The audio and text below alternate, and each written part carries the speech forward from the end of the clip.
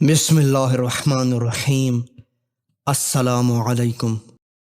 حدود نجف کی سرحد پر متعین ایک سرکاری ملازم نے قبر امیر المومنین علی علیہ السلام کے زائر کو ناحق اذیت دی اور اسے سخت مارا پیٹا۔ مار کھانے والے زائر نے اس سے کہا، میں نجف جا رہا ہوں اور امیر المومنین علی علیہ السلام کے پاس تیری شکایت کروں گا۔ سرکاری ملازم نے کہا، میری طرف سے تمہیں اس کی اجازت ہے، میں ان باتوں سے نہیں ڈرتا۔ زائر بیچارہ قبر امیر المؤمنین علی علیہ السلام پر پہنچا اور مراسم زیارت کی ادائیگی کے بعد اس نے رو رو کر اس ملازم کی شکایت کی اور عرض کیا، اے امیر المؤمنین، اس نے مجھ پر ناحق ستم کیا ہے، آپ اس سے میرا انتقام لیں۔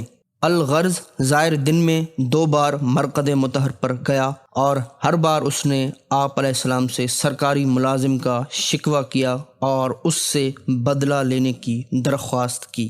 رات کے وقت زائر نے خواب میں ایک نورانی چہرے والے بزرگ کو دیکھا جو گھوڑے پر سوار تھے، اور انہوں نے زائر کا نام لے کر اسے پکارا۔ زائر نے کہا، آپ کون ہیں؟ انہوں نے کہا، میں علی ابن ابی طالب ہوں، تمہیں سرکاری ملازم سے کیا شکایت ہے؟ زائر نے عرض کیا، جی ہاں، اس نے مجھے آپ علیہ السلام کی محبت کی وجہ سے اذیت دی ہے اور میں چاہتا ہوں کہ آپ اس سے میرا انتقام لیں۔ آپ علیہ السلام نے فرمایا، میری وجہ سے اسے معاف کر دو۔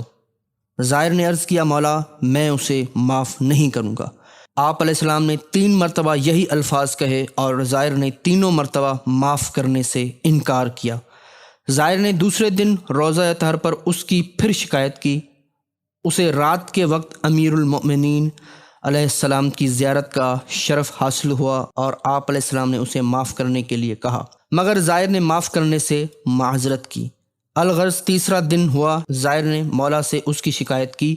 پھر رات کے وقت اسے مولا کی زیارت نصیب ہوئی اور آپ علیہ السلام نے اس سے فرمایا، اے میرے زائر، مجھے سزا دینے میں دیر نہیں لگتی، لیکن میں چاہتا ہوں کہ تم اسے معاف کر دو، کیونکہ اس نے ایک نیکی کی تھی اور میں اس کا بدلہ اسے دینا چاہتا ہوں۔ زائر نے کہا، میرے آقا، یہ ملازم کون ہے اور اس نے کیا کیا ہے؟ پس امام نے اس کے باپ اور دادا کا نام لیا کہ دونوں صالح بندے تھے اور فرمایا، اس کی نیکی یہ ہے کہ ایک دن وہ شخص سماوا کے قصبہ سے بغداد جا رہا تھا، اس کی نظر میری قبر پر پڑی تو عذر و احترام سے اپنے گھوڑے سے اتر پڑا تھا، اور جب تک میری قبر اسے نظر آتی رہی وہ پیدل چلتا رہا۔ بس اس کا حق ہم پر ہے اور تمہیں چاہیے کہ اسے معاف کر دو، اور میں ضمانت دیتا ہوں کہ تمہارے اس عمل کا بدلہ میں قیامت کے دن دوں گا۔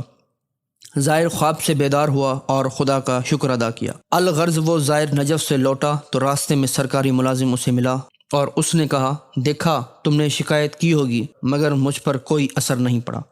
زائر نے کہا، ہاں، لیکن امام نے تمہارے اس تواضع اور احترام کی بنا پر تمہیں معاف کر دیا جو تم نے ان کے لیے کیا تھا۔ پھر جو کچھ اس پر گزرا تھا وہ سنایا۔ جب ملازم نے جان لیا کہ زائر کا خواب سچا ہے تو اپنی جگہ سے اٹھا اور زائر کے سر اور ہاتھ کا بوسہ دیا اور کہا، خدا کی قسم، جو کچھ تم نے کہا ہے وہ سچ کہا ہے۔ پھر اس سرکاری ملازم نے صدقے دل سے توبہ کی اور حضرت علی علیہ السلام کا مومن اور دوست بن گیا۔ اس زائر کی 3 روز تک مہمان نوازی اور زیارت حرم حضرت علی علیہ السلام کے لیے زائر کے ساتھ نجف گیا اور وہاں اس نے 1000 دینار فقراء میں تقسیم کیے۔